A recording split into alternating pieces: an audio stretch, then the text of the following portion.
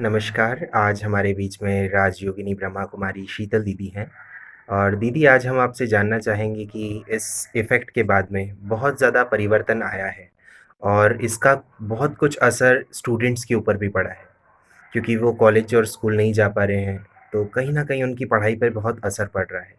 और जो विद्यार्थी इस साल अपनी एग्ज़ाम्स के लिए तैयारी कर रहे थे, तो वो भी अभी बहुत भय का वातावरण चारों ओर बना हुआ है। तो हम आपसे जानना चाहेंगे कि कैसे राजयोग मेडिटेशन स्टूडेंट्स के लिए कैसे फ़ायदेमंद हो सकता है? ओम शांति, नमस्कार।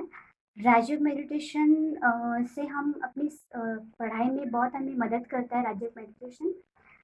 जैसे हमें पहले जब शुरू-शुरू में हमने इसको सीखा, मेडिटेशन को जब हम स्टूडेंट लाइफ में थे, तो सचमुच में जब हमारी एग्ज़ाम्स होती है, तो हमें डर लगता है अंदर से कि कैसा पेपर आएगा, क्या होगा और हम कैसे इसको फेस करेंगे। लेकिन राजयोग मेडिटेशन से हमें एक सही डायरेक्शन मिलता है, पॉजिटिव डायरेक्शन हमें मिलता है और उससे हम अपने मन को एकाग्र करते हैं। कुछ अच्छे थॉट्स हमें मिलते हैं जिससे हम अपनी आत्मा को एनर्जी मिलती है। जैसे कि अभी हम देख रहे हैं स्टूडेंट्स क्या करते हैं, प्रेशर बहुत है उनके ऊपर पढ़ाई का। अपने आप के ऊपर प्रेशर बहुत दे रहे हैं कि क्या होगा, कैसे होगा, इतना पढ़ना है, एग्ज़ाम्स देनी है, तो वो बहुत डर रहे हैं कि कैसे होगा। लेकिन नहीं, आप इसको एक तरह से इसको ईज़िली लें कि पेपर ही तो देना है। आप इसको अपने ऊपर एक तरह से आप फ़ोर्स ना डालें। जैसे कि जैसे आप पढ़ाई करने बैठते हैं, तो सबसे पहले हम क्या सोचते हैं, पढ़ाई जैसे करने बैठते हैं, तो पता नहीं कौन-सा क्वेश्चन आ जाएगा और मैं जो पढ़ रहा हूँ, वो आएगा भी कि नहीं आएगा। सबसे पहले मन में यही आता है और बस डर के हम पढ़ रहे हैं और हम सारी तैयारी करते हैं, बहुत अच्छे से करते हैं। फिर भी जब हम पेपर देने जाते हैं, तो सबसे पहले मन में यही आता है कि पता नहीं पेपर कैसा आएगा, पता नहीं पेपर कैसा आएगा और मैं कर पाऊँगा कि नहीं कर पाऊँगा, मुझसे होगा कि नहीं होगा, कहीं मैं फेल तो नहीं हो जाऊँगा, कहीं मेरे नंबर कम तो नहीं आ जाएँगे। तो ये जो थॉट्स हम क्रिएट करते हैं, तो ये हमारे अंदर डर पैदा करता है और इसका रिएक्शन क्या होगा कि जैसे हम पेपर देने बैठेंगे, तो हमने पढ़ाई तो पूरी की है, पूरी तैयारी की है, लेकिन आपने जितना पढ़ा है, जितना आपने याद किया है, कई बार आप भूल भी सकते हो उसको, क्योंकि अंदर क्या है, डर है। तो इससे अच्छा हम क्या करें, जैसे हम पेपर देने जाएँ, सबसे पहले अपने मन में एक थॉट क्रिएट करें कि मैं पावरफुल आत्मा हूँ, एक शक्तिशाली आत्मा हूँ। मैंने जो पढ़ा है, वही पेपर में आने वाला है। आप पहले से एक विज़न बना लें और आप उसको रोज़ देखें। जैसे एग्ज़ाम हम देते हैं, उसके बाद रिज़ल्ट निकलता है, तो आप पहले से आपका रिज़ल्ट बना लें। आप सुबह उठते के साथ उसको देखें, उसको विज़ुअलाइज़ करें कि इस सब्जेक्ट में मेरे इतने मार्क्स आ गए हैं, इस सब्जेक्ट में इतने मार्क्स आ गए हैं और टोटल इतने हो गए हैं और फर्स्ट डिवीज़न बना है मेरा। रोज़ इसको विज़ुअलाइज़ करें, अपनी इस लक्ष्य को आप देखें कि हाँ, ये सब हो चुका है, मैं पास हो चुका हूँ, मैं फर्स्ट डिवीज़न मेरा बना है। तो ये अपने मन को ये शुभ संकल्प दें हम। दूसरा, जैसे पढ़ाई में जब कभी-कभी मन नहीं लगता है, पढ़ाई करने बैठते हैं तो थोड़ा पढ़ते हैं, फिर मन भटक जाता है, मोबाइल्स मोबाइल देखने लग जाते हैं, कभी टीवी देखने लग जाते हैं, कई बार बाहर की आवाज़ें सुनाई देने लगती है, तो फिर हम उस तरफ आकर्षित हो जाते हैं। तो अपने मन को एकाग्र करने के लिए सुबह उठते के साथ 3 संकल्प आप रोज़ करेंगे। सबसे पहला, मैं एकाग्रचित्त आत्मा हूँ। मैं एकाग्रचित्त आत्मा हूँ। जैसे हम अपने आप को ये संकल्प देंगे, तो हमारे मन को एनर्जी मिलेगी, हमारा मन अपने आप एकाग्र होने लगेगा। दूसरा, मैं बुद्धिमान आत्मा हूँ। मैं बुद्धिमान आत्मा हूँ। इस संकल्प को बार-बार दोहराने से हमारी बुद्धि पावरफुल बनती है, हमारी बुद्धि हर चीज़ को जल्दी कैच करती है और हमें जल्दी याद होने लगता है, क्योंकि कई बार हम भूल जाते हैं, याद किया हुआ भी भूल जाते हैं। लेकिन जब अपने आप को हम रोज़ ये थॉट रिवाइज़ कराएँगे कि मैं बुद्धिमान आत्मा हूँ, मैं बुद्धिमान आत्मा हूँ, तो अपने आप हमारी बुद्धि हर एक चीज़ को ऑब्ज़र्व करेगी।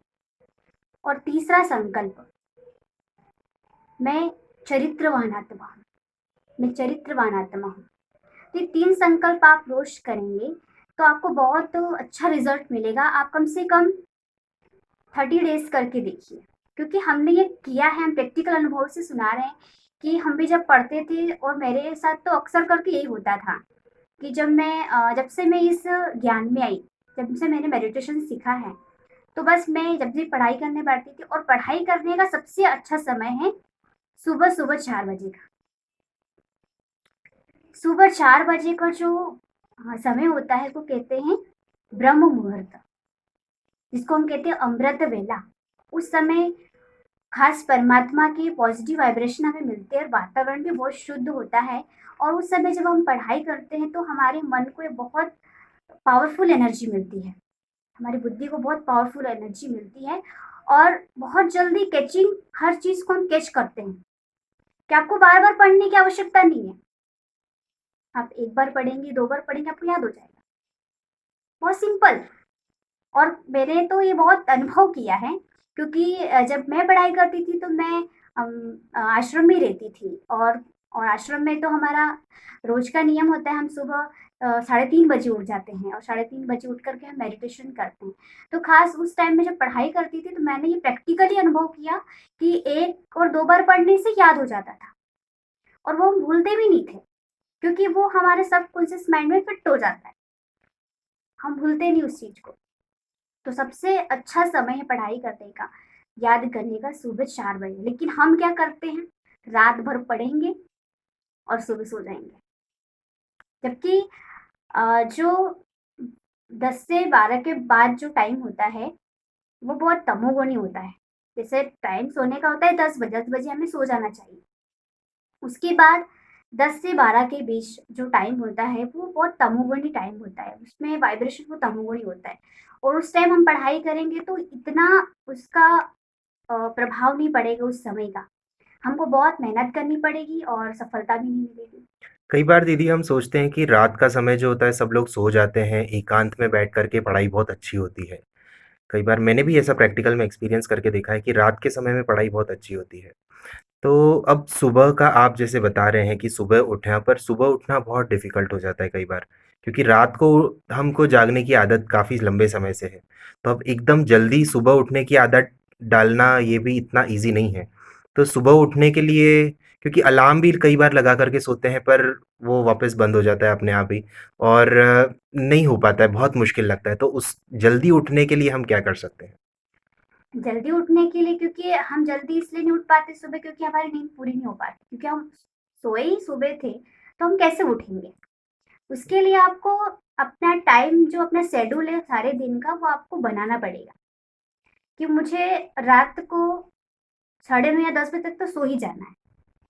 जब हम जल्दी सो जाएँगे तो हम जल्दी उठेंगे। और अलार्म भरने की बात है, तो क्योंकि हम पहले से हम ये सोच के सोए कि मुझे उठना ही है, एक विल पावर के साथ। बिल्कुल, अगर लक्ष्य सामने होगा लक्ष्य तो सामने अपने होगा, आप नींद खुल जाएगी। तो अपने आप नींद खुलेगी, क्योंकि जैसे बिल्कुल, हम जब हमारे एग्ज़ाम का टाइम आता है, तो अपने आप नींद तब खुलती नींद है, खुल जाती है क्योंकि क्योंकि सामने लक्ष्य डेस्टिनेशन। सामने है, मुझे बिल्कुल, पता है कि आज मेरा पेपर है और अगर मैंने ये टाइम वेस्ट किया तो मैं फेल हो जाऊँगा। करेक्ट। बहुत सुंदर दीदी, आपने बहुत अच्छे टिप्स दिए, 3 हमको नुस्खे दिए कि मैं बुद्धिमान आत्मा हूँ, मैं शक्तिशाली आत्मा हूँ और मैं चरित्रवान आत्मा हूँ। और उसके साथ में आपने जल्दी उठने के भी टिप्स दिए कि जल्दी उठने पे मेहनत नहीं करनी है, पर जल्दी सोने पे मेहनत करनी है, तो जल्दी अपने आप उठ जाएँगे। थैंक यू सो मच दीदी, आपने हमको बहुत अच्छी राय दी। मैं समझता हूँ कि जितने भी मेरे स्टूडेंट्स, फ्रेंड्स हैं, तो उन सभी को इसके लिए बहुत मदद मिलेगी। आपका बहुत-बहुत थैंक्स। धन्यवाद। ओम शांति। ओम शांति।